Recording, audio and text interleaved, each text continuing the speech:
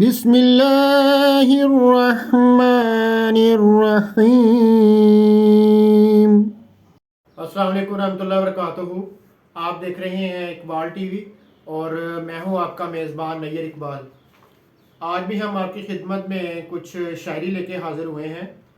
آج کا جو میرا کلام ہے یہ میں نے کوشش کی ہے کہ پنجابی میں لکھوں، تو یہ تھوڑا سا اس میں جو ہے وہ بدلتے ہوئے کلچر کی، جو ہم اپنی جو خاندان کی روایات ہیں یا بعض ایسی چیزیں ہیں جس سے دور آہستہ آہستہ ہٹتے جا رہے ہیں، یہ اس حوالے سے ہے اور امید ہے آپ کو پسند آئے گا۔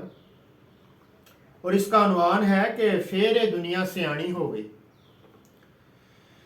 فیر دنیا سیانی ہو گئی تے بدل ساری کہانی ہو گئی۔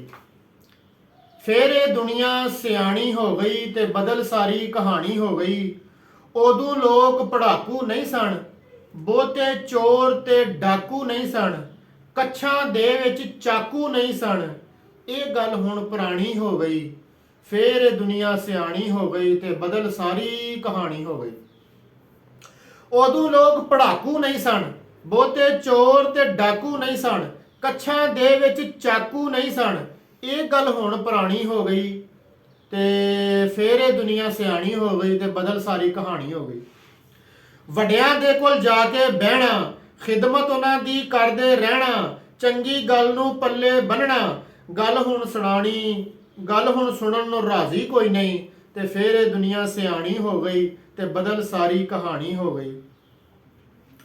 میاں بیوی دا پیار بڑا سی، دونوں نو اعتبار بڑا سی، ایک دوجے تے ناز بڑا سی، ہن جانو تے جانی ہو گئی۔ فیر دنیا سیانی ہو گئی تے بدل ساری کہانی ہو گئی۔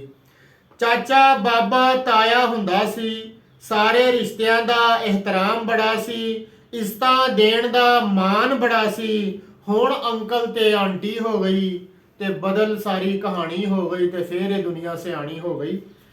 آگے لکھا ہے کہ پہلے پیار محبت بڑا سی، دیدیاں دے وچ حیا بڑا سی، وڈے نکے دا خیال بڑا سی۔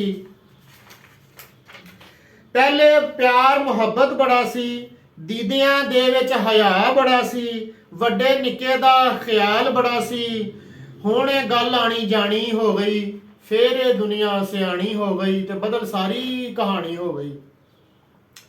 وڈے ویر سی پیواں ورگے، ਧੀਆਂ ਭੈਣਾਂ ਕਰਦੀਆਂ ਪਰਦੇ، ਸ਼ਰਮ ਉਹਨਾਂ ਦੀ ਸਾਰੀ ਕਰਦੇ، ਹੁਣ ਤੇ ਇੱਜ਼ਤ ਬਚਾਣੀ ਹੋ ਗਈ، ਫੇਰ ਇਹ ਦੁਨੀਆ ਸਿਆਣੀ ਹੋ ਗਈ ਤੇ ਬਦਲ ਸਾਰੀ ਕਹਾਣੀ ਹੋ ਗਈ। ਵੱਡੇ ਵੀਰ ਸੀ ਪਿਓਵਾਂ ਵਰਗੇ, ਧੀਆਂ ਭੈਣਾਂ ਕਰਦੀਆਂ ਪਰਦੇ، ਸ਼ਰਮ ਉਹਨਾਂ ਦੀ ਸਾਰੇ ਹੀ ਕਰਦੇ، ਹੁਣ ਤੇ ਇੱਜ਼ਤ ਬਚਾਣੀ ਹੋ ਗਈ ਤੇ ਫੇਰ ਇਹ ਦੁਨੀਆ ਸਿਆਣੀ ਹੋ ਗਈ ਤੇ ਬਦਲ ਸਾਰੀ ਕਹਾਣੀ ਹੋ ਗਈ। ਮਾਵਾਂ ਕੋਲ ਵੀ ਟਾਈਮ ਬੜਾ ਸੀ, ਚੰਗੀ ਮੱਤ ਦਾ ਦੇਣ ਬੜਾ ਸੀ, ਕਿਸੇ ਦੀ ਗੱਲ ਦਾ ਸਹਿਣ ਬੜਾ ਸੀ, ਗੈਰਤ ਪਾਣੀਓ ਪਾਣੀ ਹੋ ਗਈ, ਫੇਰ ਇਹ ਦੁਨੀਆ ਸਿਆਣੀ ਹੋ ਗਈ ਤੇ ਬਦਲ ਸਾਰੀ ਕਹਾਣੀ ਹੋ ਗਈ। ਮਾਵਾਂ ਕੋਲ ਵੀ ਟਾਈਮ ਬੜਾ ਸੀ, ਚੰਗੀ ਮੱਤ ਦਾ ਦੇਣ ਬੜਾ ਸੀ, ਕਿਸੇ ਦੀ ਗੱਲ ਦਾ ਸਹਿਣ ਬੜਾ ਸੀ, ਗੈਰਤ ਪਾਣੀਓ ਪਾਣੀ ਹੋ ਗਈ, ਫੇਰ ਇਹ ਦੁਨੀਆ ਸਿਆਣੀ ਹੋ ਗਈ ਤੇ ਬਦਲ ਸਾਰੀ ਕਹਾਣੀ ਹੋ ਗਈ। ਤੁਹਾਡਾ ਸਭ ਦਾ ਜੀ ਬਹੁਤ ਬਹੁਤ ਸ਼ੁਕਰੀਆ। ਓਕੇ ਜੀ, ਅੱਲਾ ਹਾਫਿਜ਼। بسم الله الرحمن الرحيم۔